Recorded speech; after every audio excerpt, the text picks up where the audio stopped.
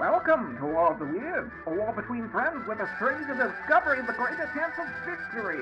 Last time, Mystic tried to ambush Broomy with a story of Fidel Castro's fervent affinity for all things dairy.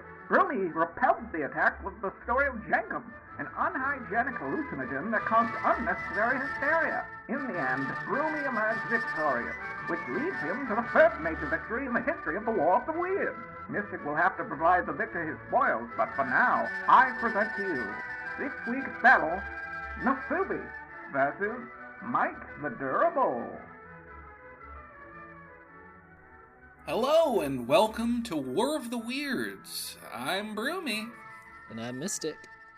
And we're here telling each other strange tales from our strange reality. I don't know why I'm doing more of an announcer voice, but I am. It's a nice transition from the intro to topical conversation. Absolutely it is, Mystic. What are you, an AM radio host? You know it. And coming up next, so yeah. Them discs. So yeah, we're those peeps. Real quick things up top. If you want to support the show, just tell your friends one of the strange stories that we tell and say, I got it from this podcast. It's pretty neat. Yeah. Another announcement that we're gonna make is we have a Twitch channel now. Woo! Which is we live stream of for us very strange video games. I'm seeking them out. We're both seeking them out, and we're going to stream the strangest video games and have commentary over it. If you're a listener that's not that into video games, understandable, but it's basically a podcast with like a visual element that we react to. Yes. So there's that, and we're doing that Friday, May 1st, and then every Friday we release the podcast every other Thursday, and then the day after the podcast releases, we're going to do a stream. Yep. So every other Friday. So there's that. We have a Discord that if you go to our social needs, like the Twitter, then you can check it out. But enough of that horse shit. Mm-hmm. I've got a story here. Tell me your story. So I think I've told you a version of this story like a while ago. All right. Not like not like the version I told you wasn't true. But, right. I was like, what version? He's like, all right, I'll just tell you. I'm gonna make up some version, and now. Yeah. But I didn't have like all the details. I was just going off the top of my head, and it lasted, I don't know, a minute. Just half-assed it, yeah. Yeah. So, the year was 1997, and Tomaoki, Tomaoki, Tomaoki?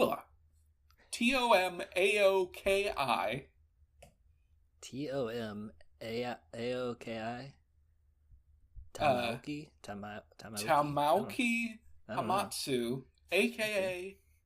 Nasubi, is a struggling comedian in Japan. Okay. And he sees there's a lottery going on where the prize is you'll win a quote-unquote show business-related job. And he entered the lottery, and he won. Nice. Congrats. What did he win, though? He won... Job in showbiz. Yeah. A reality show. Whoa. If he accepted the producer's challenge. Okay. Which was to enter mail-in sweepstakes until he won 1 million yen, which was about 10,000 American dollars in total. Okay. he was Weird. to start. Wait, what's the question? No, it's just weird. Like that. Wait, he won. Was a raffle, a lottery, Yeah. and the lottery was that he gets to have a chat. He gets to have an errand, a chore, and then maybe wins another lottery.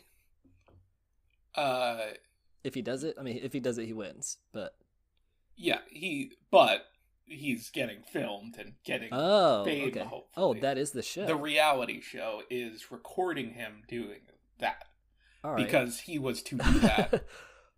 He was to do that in an apartment where he was naked, didn't have anything, had no outside communication, TV or radio, and didn't have anything else other than like basic amenities, like water and heating, electricity, and magazines to fill out for sweepstakes.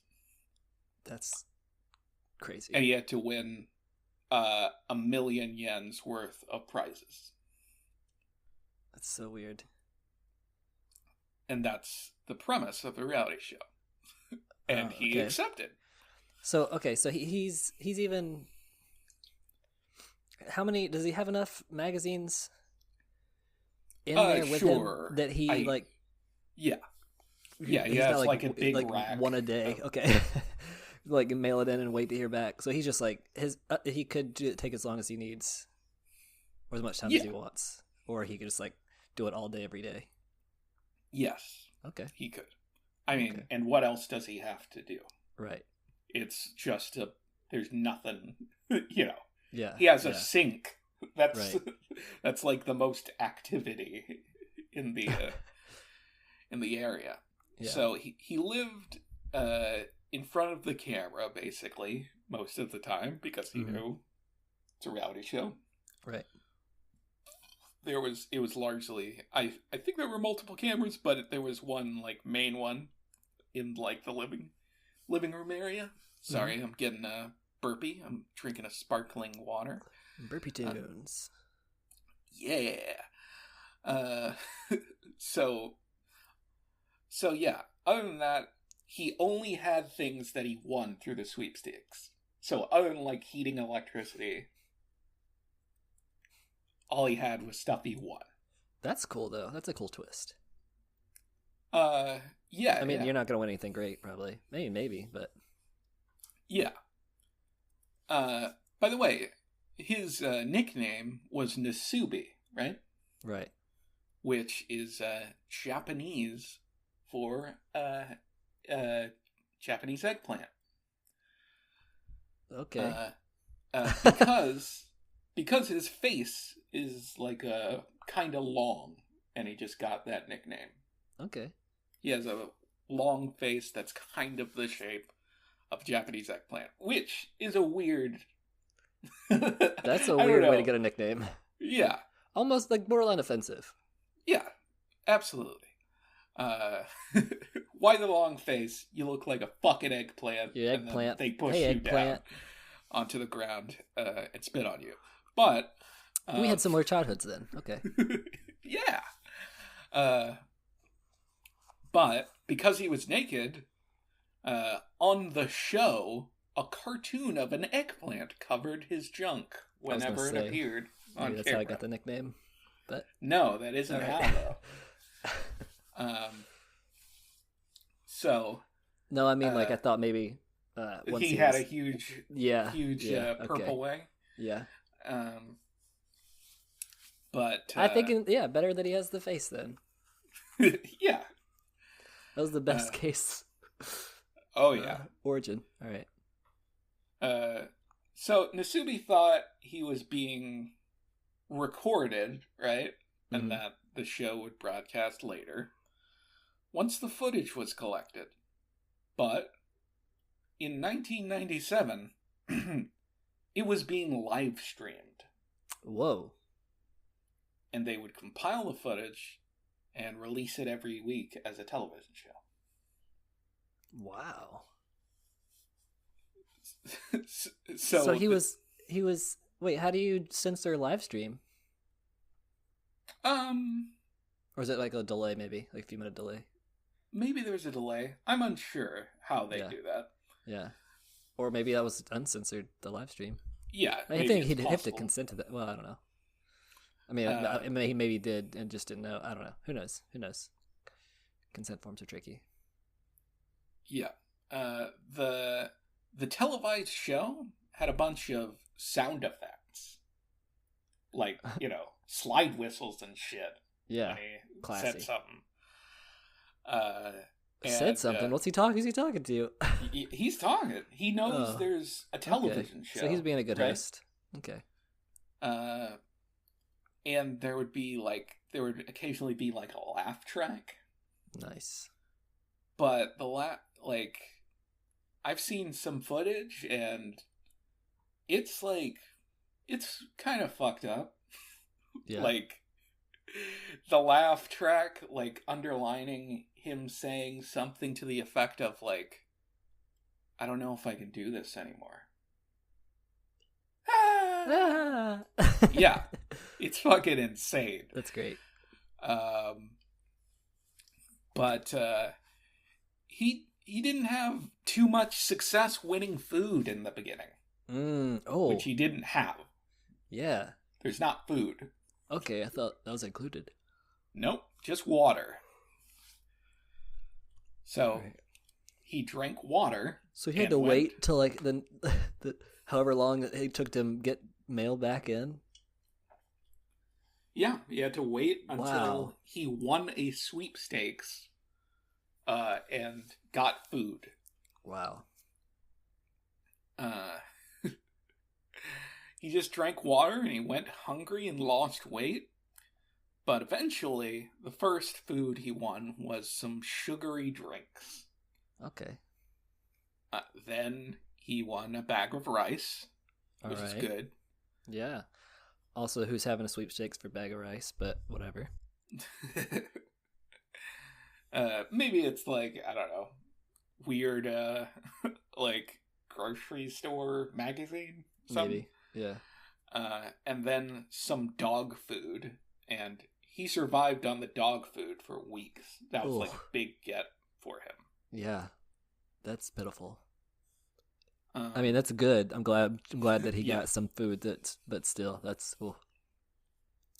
Yeah, and he would have conversations with a stuffed animal. All right. Castaway vibes. He referred to it as his sensei. He's a comedian, remember? Right. So he knows there's a show, and he's talking to it. He didn't win any clothing he could wear.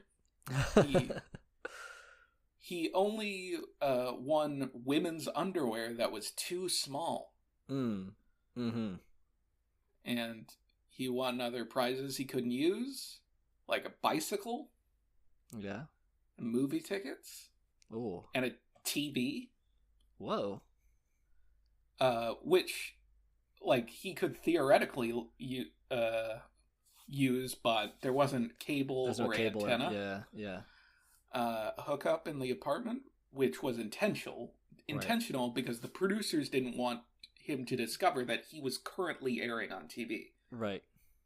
Because, as you probably understand, and everybody should understand, this was a longer period of time.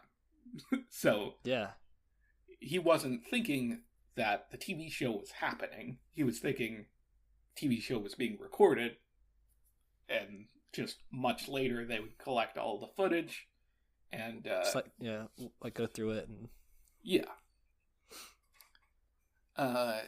but he spent most of his time entering sweepstakes. So people at home were just like watching him starve every week. Mm-hmm. All right, that's real messed up. For the first, right? I mean, maybe it's just the first episode because I don't know how long. Yeah, I don't know how many. Like, at what point they start. Generally, they're doing it every week. They're releasing an episode. So he spent most of his time entering sweepstakes. He also kept a diary. But he reached the goal. Oh, nice. He won 1,000,000 yens worth of prizes, which again is 10,000 American dollars. How long did it take? By entering right in sweepstakes. It took him 335 days. Wow. Wow. Yeah. For $10,000 worth of stuff. Yeah. That might not even be useful. Because at first I was thinking, like, this is kind of weird. Like, maybe you could, like, this guy could do it. Maybe I could live that way. Just only live off what you, but, like, no. That's, no. No way. Also, he wasn't paying for the electricity and water. Right, and water and stuff, yeah. Yeah. And postage. But yeah, he won. So, he reached the goal. Producers came, they gave him clothing, and they blindfolded him and took him to a surprise location. And Nasubi went along because he had won, and he figured this is probably going to be a special prize for, having spent 335 days naked in solitude on camera. Yeah. And, struggling to get food. He's got to be psychologically scarred. Did they take him to a hospital? Close. They removed the blindfold, and they had taken him to South Korea. They showed him around town, showed him the sights. Then they took him to another apartment, and they asked him to take off his clothes, challenged him to enter sweepstakes. This time to win enough money to afford a flight back home to Japan. What? Is that legal? Don't ask those kind of questions. All right. No. What? I don't know. But Nasubi did it because, I don't know, this is the first human contact. Right. He's like, whatever you say, just keep talking to me. Yeah. Nasubi, but Nasubi had a system by now. He's figured out as much as you can how to enter sweepstakes and win things, because that's how he had to, right. What he had to do to survive. And within a few weeks, he entered a ton of sweepstakes and reached the goal. Wow. But then the producers were like, well, actually, it has to be a first class ticket. And it's just like, okay. And then a few weeks later, he had won enough to get a first class ticket to Japan. So, he was blindfolded. They gave him clothes. And they took him to another apartment in Japan. Uh-huh. They removed the blindfold. Nasubi looked around and sighed. And he took his clothes off.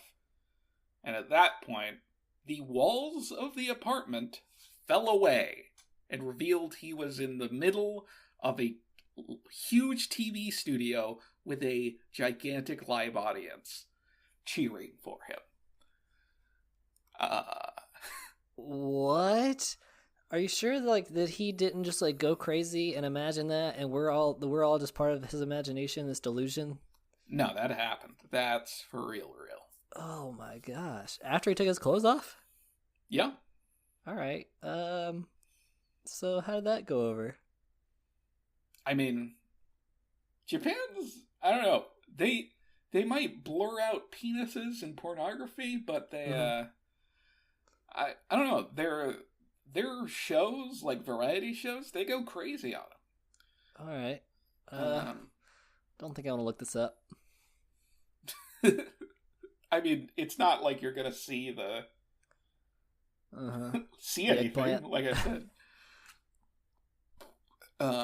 But Nasubi was pretty confused. Yeah. Because he didn't think they had broadcast anything yet. Right. But they had been live streaming the whole thing the whole time. Yeah. What? So he's got fans. Yeah. Fans are cheering for him. Wow. And he has no idea why. All right. Well, at that moment. Well, yeah. Pretty soon. Yeah. All in all, it lasted 15 months. Can you imagine being not having any contact with anybody for that long? No, that's so insane because, like, what is it? Like, when people are in prison and they're sent to solitary confinement for, like, 2 weeks, that'll, like, break a human being. Mm-hmm. Mm-hmm. So, for 15 months, we're pretty much you don't have any human contact? Yeah. That's pretty fucked. That is.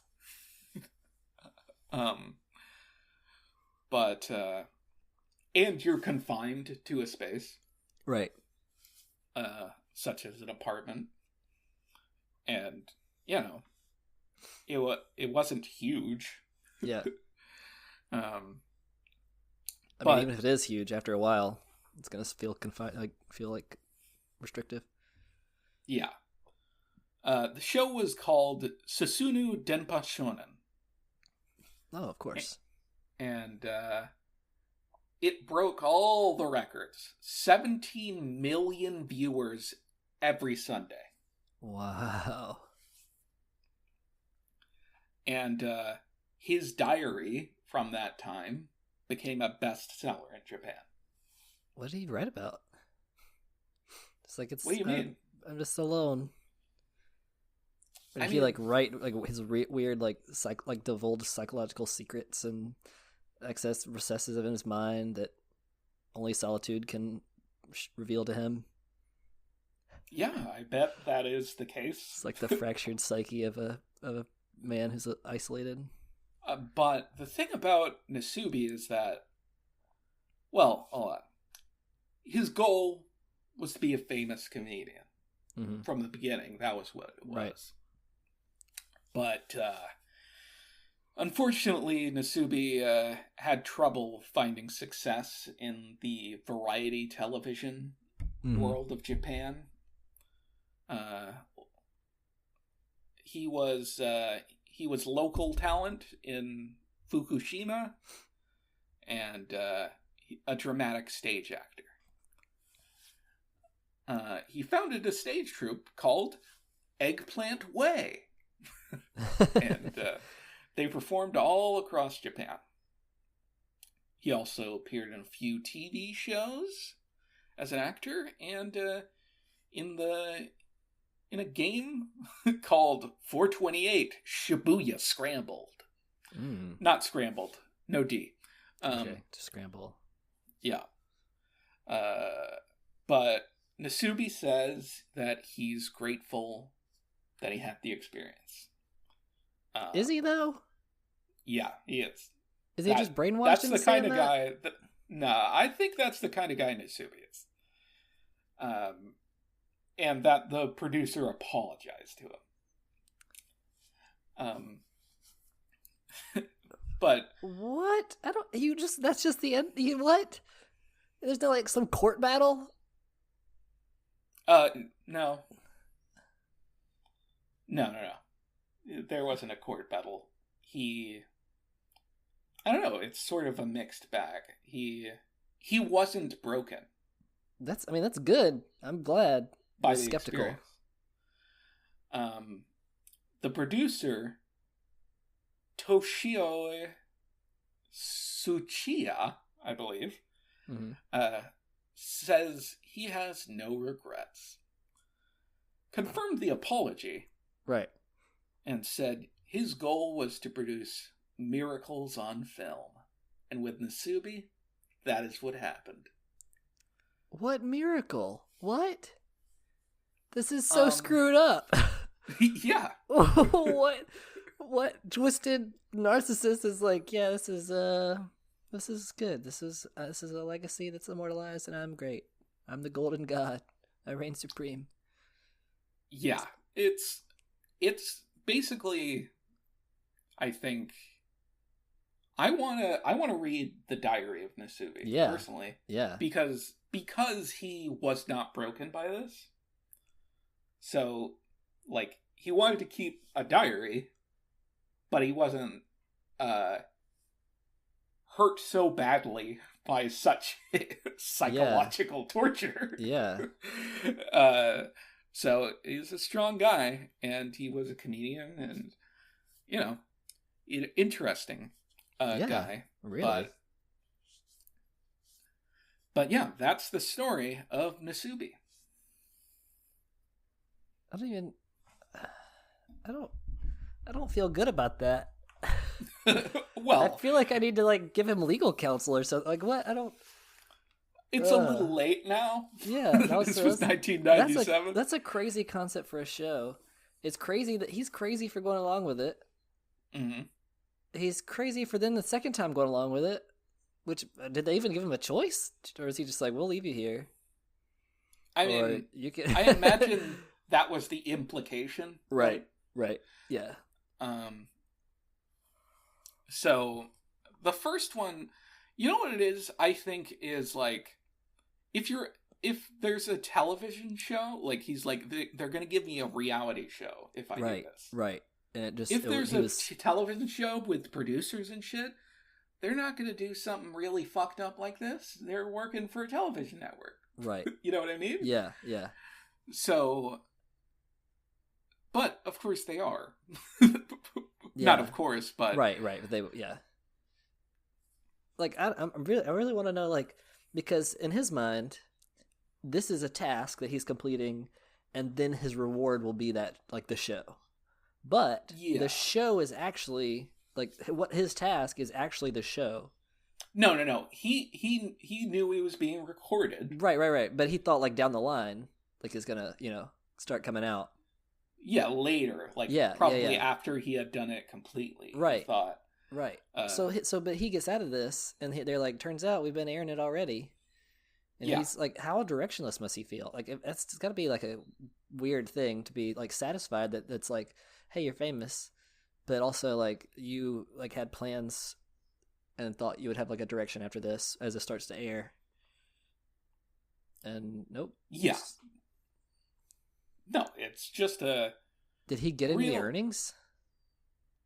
I'm unsure on that, but he definitely got he gained financially from it. Oh yeah, especially if like the diary, or the diary. Was I'm sure he went on talk shows and like became people paid him for appearances. Yeah, he got 17 million viewers every Sunday night. Yeah, he's the only character on the show, right? So he's famous. Yeah. Wow. Huh. Yeah, that's one of my favorite stories. I had never heard that. I heard it from a great YouTuber who did a great video on it, featuring a bunch of footage. Mm-hmm. Atrocity Guide is the name of the YouTube channel. And she just does... Basically, if you like this show, you'll probably like that. Also, it's really professionally done, not half-assed bullshit. It is. But yeah, I watched her video on it, and it was fascinating. Wow. Nice. So yeah, that's my tale. Yeah. What about your tale? I'll tell you about my tale. So please do. The Great Depression in the 1920s, and I don't mean the one that's about to come, but I mean the one back in the 1920s. People were suffering, and people were desperate. This is a tale about one suffering person and a group of desperate people. The sufferer was a man named Michael Malloy, who lived in New York City. He was Irish. He was a former firefighter. But when the Depression hit, he became unemployed. And quickly, his life spiraled out of control, lost his house, he became homeless, and he was an alcoholic. He frequented a speakeasy called Marino's, owned and run by Tony Marino. Marino was he was part of the struggling group, the desperate group.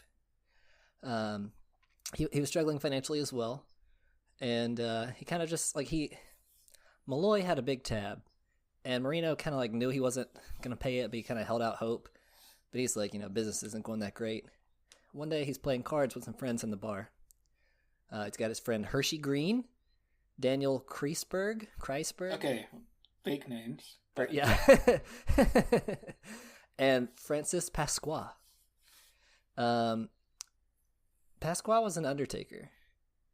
And he had told Marino about how every business has been hit hard, but the one thing that hadn't slowed down was the insurance business. He's been seeing payouts for all these deaths, working at the funeral home. And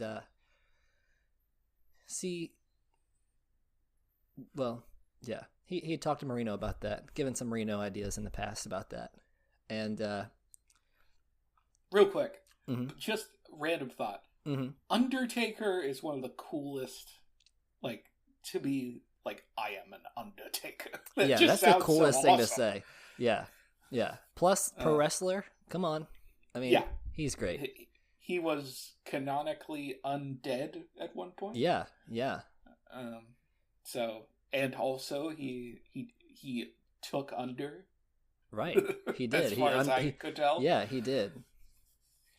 Taking on that name was a great undertaking. Mm-hmm.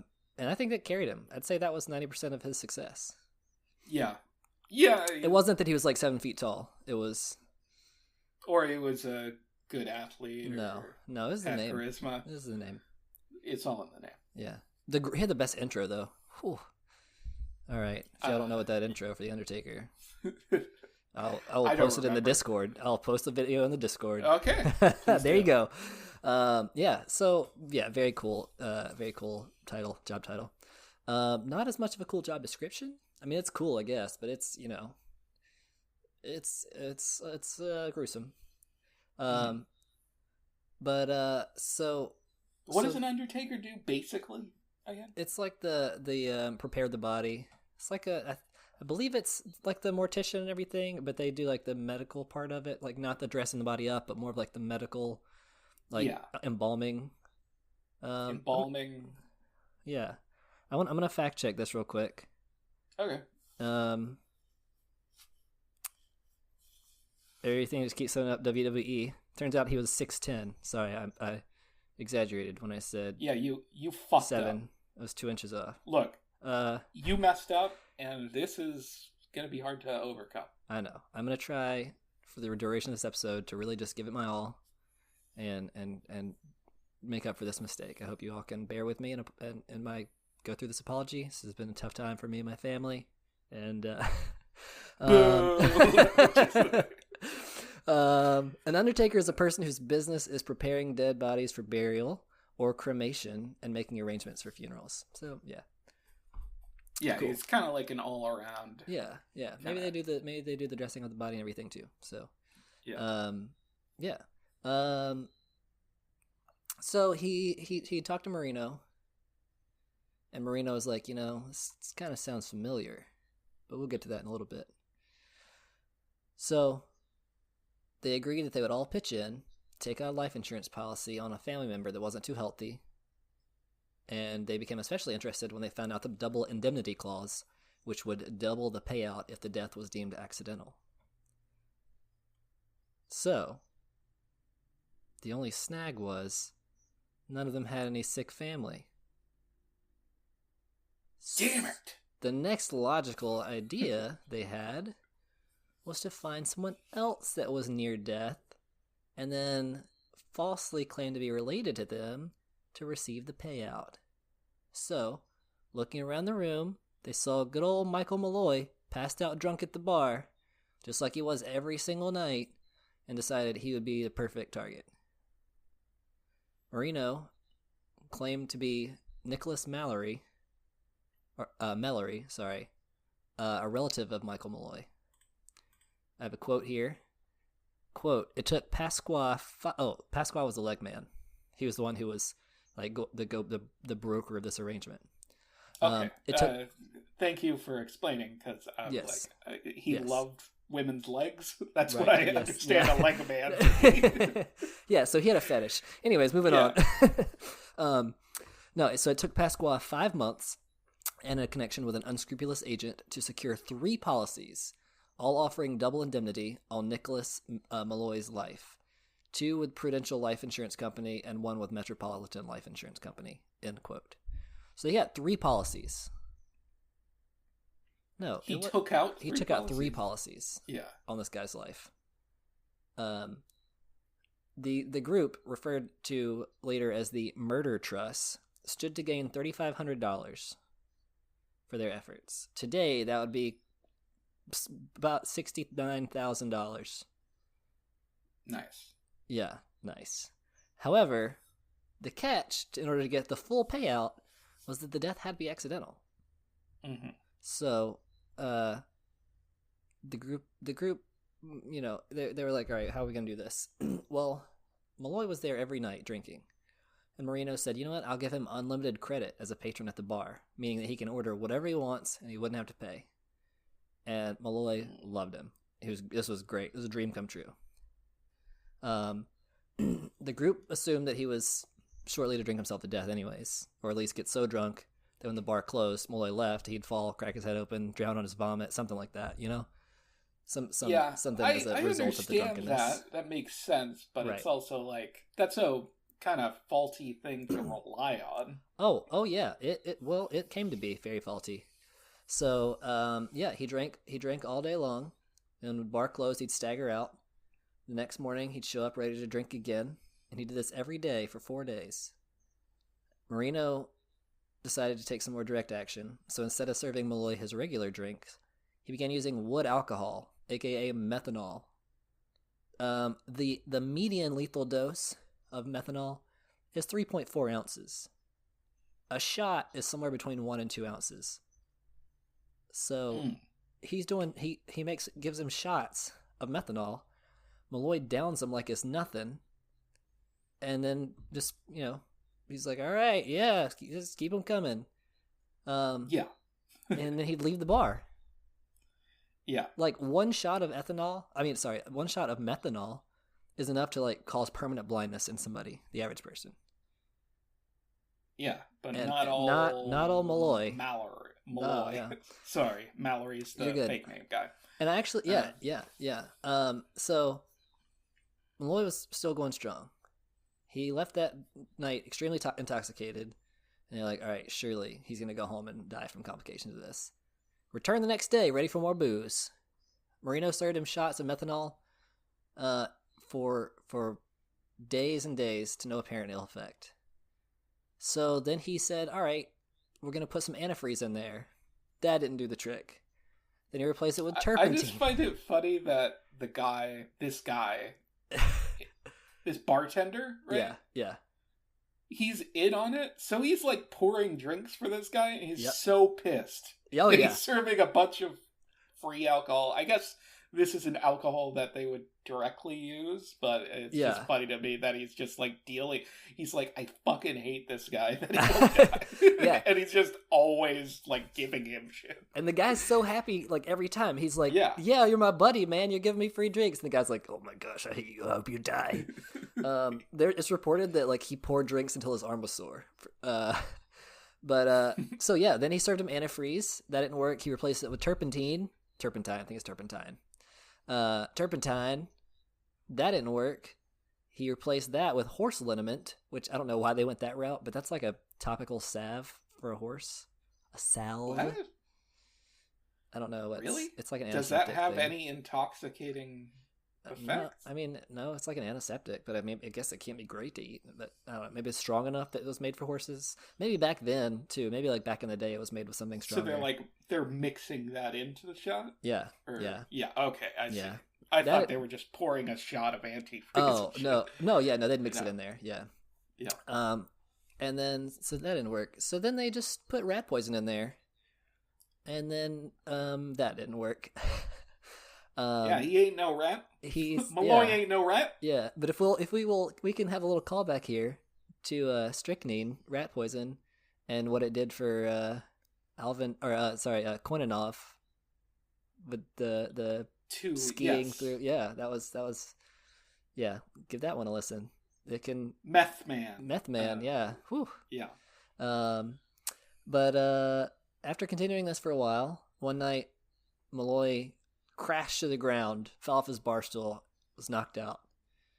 They all ran over to him. Pasquale knelt down, checked his pulse, says his heart's beating low. He's still breathing a little bit.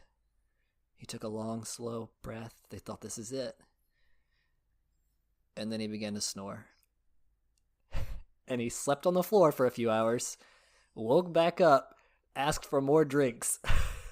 Yeah, why wouldn't he? He's refreshed with a nap and ready for more. Ready for more. He slept it off. Yeah. So, Marino at this time is like, he's just like, all right, I'm going to just put a bullet in his brain. And Pasquale's like, no. Like, it's got to be an accident, remember? Like, so. Yeah, that doesn't really work. Like, right. I don't know. And they can't get any of the money? Or is it they're just like the maximum amount. Yeah. But they also want to avoid suspicion. But so, they want it to, course. Yeah. So what happens is, the murder trust put their heads together again. Turns out Marino, 2 years previously, had successfully completed this crime, where he was 27 at the time, befriended a homeless woman named Mabel Carson, and convinced her to take out a $2,000 life insurance policy and named him as the beneficiary. And one winter night when it was freezing cold, he got her drunk, stripped her clothes off, poured water all over her sheets and her, and put her beside an open window. She caught pneumonia and died. What? Like, so he's done this before, more directly. Yeah, but... And he was, yeah. Did he pay for the life insurance policy? No. She got hurt. He might have given her the money to do it. Yeah. But she took it out herself and just named him as the beneficiary. She's homeless. That's right. That's what. Like, my brain is trying to get past. No, he funded it. Yeah. But, so Marino was like, all right, we'll try that again. So one night they get him super drunk. He passes out. They put him in a car, drag him a few blocks away, dump him in an alley, pour water all over him. I think it was 9 liters of water. And it's freezing cold outside, and then left him there. So they went home, went their separate ways. Marino went to went home. When he got to the bar the next morning, he opened the door, and Malloy was sitting at the bar. He had woken up in the middle of the night, walked back to the bar, convinced the night security people that own that property to let him in, and because this was a speakeasy, right? So they had lookouts, and so he convinced him to let him back in because he was a regular, and then he went inside and slept it off inside. I find it funny. I know it worked before for him, the water, yeah, but it's just a funny way. I'm gonna murder this guy. Yeah. So I'll just put him down and pour water on him. Yeah. Well, it's what, 15 degrees or something in New York City at night. I understand. Yeah, but it's back then as well, right? And they're still trying to make it look somewhat accidental. Maybe he'll catch pneumonia, even if he doesn't die from that. He'll become sick in the next few days. Yeah. So that didn't work. A few more things they tried. Pasquale had heard of someone getting sick and dying after eating oysters soaked in alcohol, so they soaked oysters in whiskey for a few weeks and gave him that. He ate them. They gave him a sandwich, or it was a piece of bread, an open-faced sandwich spread with old rotten sardines that they had left out in the sun, and they had poison in it. Plus, it was rotten fish, and they had just put like small pieces of metal, sharp metal, like shrapnel. and he ate it, and he asked for more. So yeah, it's funny to me where it's like the rotten food, but also poison and pieces of metal. Yeah, I think like, you could have just kept the food fine. Yeah, just gave the poison. I think at this point they just did it because they hated him. They were just also like, poison didn't work before. Right. And so they're just like trying every type of like thing, but they just hated him. They're just like, I'm gonna feed him rotten food and we can laugh about it. Like, yeah, I don't know. It was petty, but so they decided that like nothing that he ate was gonna do the trick. So that's when they tried to get him to freeze to death. And oh no, it was 5 gallons. It poured 5 gallons of water over his bare chest and left him there to freeze. So that didn't work. So then they just Hershey Green, made up man name. He was a taxi driver. So they that is the most made up of their names. It is, yeah. Hershey Green. It looks weird even when you see it written out. Also, horrible candy bar. True. Would not buy. True. It's like the St. Patrick's Day dyed green, you know. Ugh. Yeah. Hate it. Yeah. So killing him wasn't going as planned. They tried to poison him a bunch. They tried to freeze him to death. So then they're like, all right, we're just gonna run him over. So they did at 45 miles an hour. And then he was like left for dead. He was in the hospital. He went to the hospital with broken bones, but the group didn't know that. They thought he was dead. So they went to cash out on this policy for him. And they go back to the bar, and he's there. The policy was like, we have to see the death certificate and stuff, you know. So they were waiting for everything to come out, and like, nope. Yeah, nope, what are they? He was still alive. They want to do this like real quick? Well, yeah, they're trying to. He's reported as dead. It's exactly, like, it's suspicious. They're so impatient at this. This has gone on for so long. Yeah, but them doing that is suspicious. Oh, it is. It is. Them trying to get the money so quickly is suspicious. So yeah, it's funny that. Yeah.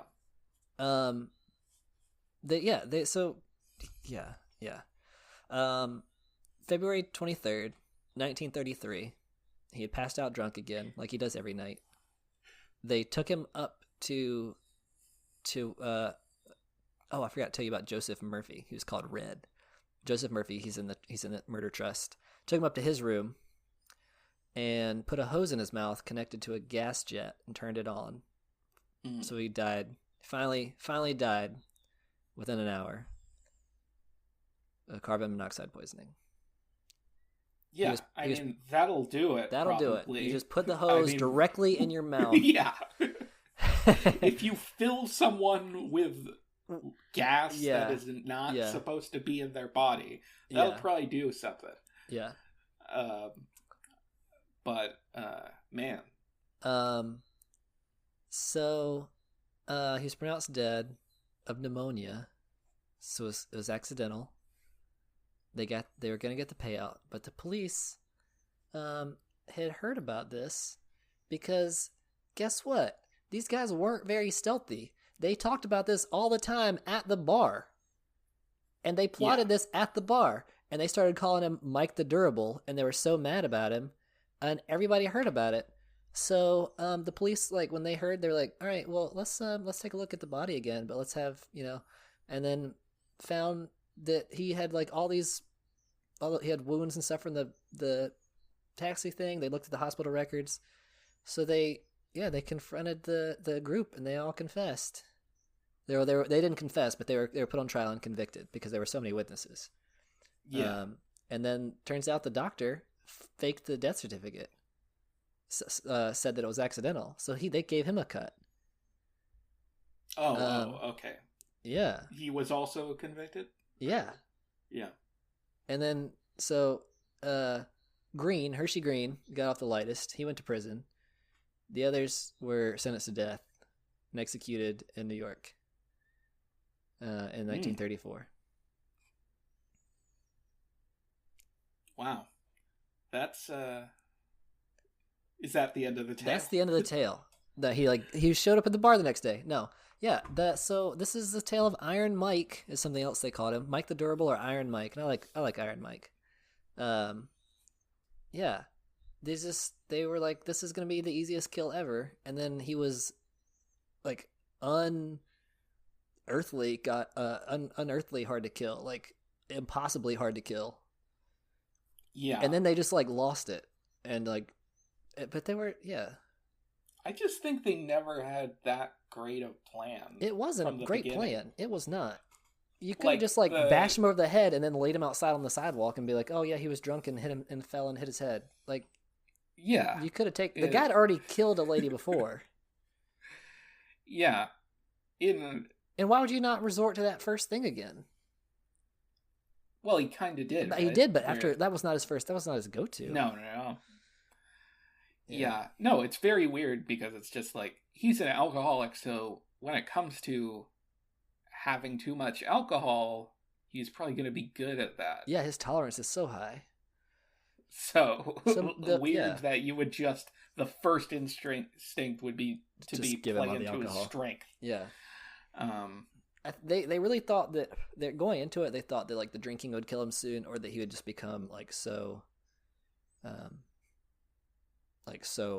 just belligerent and intoxicated that he would stumble around and hurt himself, or that he would like pass out and throw up and choke on it. And also during the Prohibition, like alcohol was made with methanol sometimes, and like thousands of people died from alcohol poisoning because they just like mixed whatever they could. It wasn't safely fermented. And so I guess like at the time, like it wasn't like even our alcohol poisoning where everything is regulated. Back then, they were drinking who knows what in their alcohol. So they're like, it's so much more common for someone to die from being a drunk. Yeah, sure. Also, I'm imagining like they talked about it pretty openly because they're like, this is a speakeasy. This is like criminal. Yeah, so when he fell out on the floor the first time and they all thought he was dead and they ran over to him, everybody like stopped to wait and they were like all waiting for the verdict. And he was like, he's still alive. And then he started snoring. They're like, and they all went back to their own things. But like everybody knew what was going on. Yeah, that was not still. These are the biggest idiots. The story when I first heard about it, it was gonna be about how weird it with Malloy as the star of like this is so weird. He survived all this stuff, but the more I got into it, I was like, these guys are so dumb. Yeah, and their method is so weird that they would do this. So it kind of became more about them. But I want to highlight this is about Iron Mike. Well, I don't want him to be forgotten or overlooked in this. He's the only thing this story was missing was like some milk, but yeah, I'm sorry. I mean, I feel like you overdid it with the last story, so I was like, making up for that with no milk in this one. Yeah. Oof, damn. That was good. The milk in it. The milk. Oh, that was good. That was great. I didn't even pick up on it. Your story right there that you just told, whatever. But that, that pun, the milk. I'm milking it. Yeah. But no, that's crazy. Like, I feel, I might have heard this story like a long time ago. Like, the names feels familiar to me, but I don't remember the story. Yeah. So that's a fascinating tale. There's a picture of him at his autopsy, and he's like all bruised and battered and like cut up because it was like just after being hit by a taxi at 45 miles an hour and left for dead, with multiple broken bones. And so when they exhumed the body, they were like, "Oh, he died of pneumonia." And then they look at him and they're like, "All right, what? What?" And so they immediately were like, "This is suspicious." Yeah. Yeah, totally. Yeah, it's I don't know. Come on. I mean, I'm not advocating. Obviously, don't kill anybody. But like, don't be an idiot either. But like, that's the biggest takeaway is don't be stupid. Yeah. If you're gonna murder somebody, do it right. Do it right. You guys. Like, do some. Abraham Lincoln said, "Whatever you are, be a good one." So. Yeah. So serial killers. Yeah. Abraham Lincoln was encouraging that. If that's what you are. Even if you're murdering, like it's what do they call it? Murder of passion or something. Oh yeah. Crime even of passion. If you're doing that. Yeah. Crime of passion. Yeah. put a little thought into it. Right. It might be passion, but like Right. a little bit. Passionately plan. Be a passionate planner. That feels definitely like there's a best-selling book, self-help. Yeah. That promotes that. Yeah. And I'm sure it's about murder. Oh but for sure. That being said, don't murder anybody. Don't murder anybody. Those are all jokes. Those are jokes, yeah. Ha ha ha. Murder's jokes. bad, okay? Murder's bad. So yeah, so that's our show. Mm-hmm. If you I implore you to go to our Twitter at War of the Weirds and vote. By the way, if there's not a lot of votes, and that's not a complaint, it's just reality. So if you vote, you will be swaying. Yeah, you will the be poll one way or the other. You have so much power. You got power if you vote. Way more than any election ever. So there's no what do you call it? What's the thing? The electoral college. There's none of that. Your vote is the vote. Okay.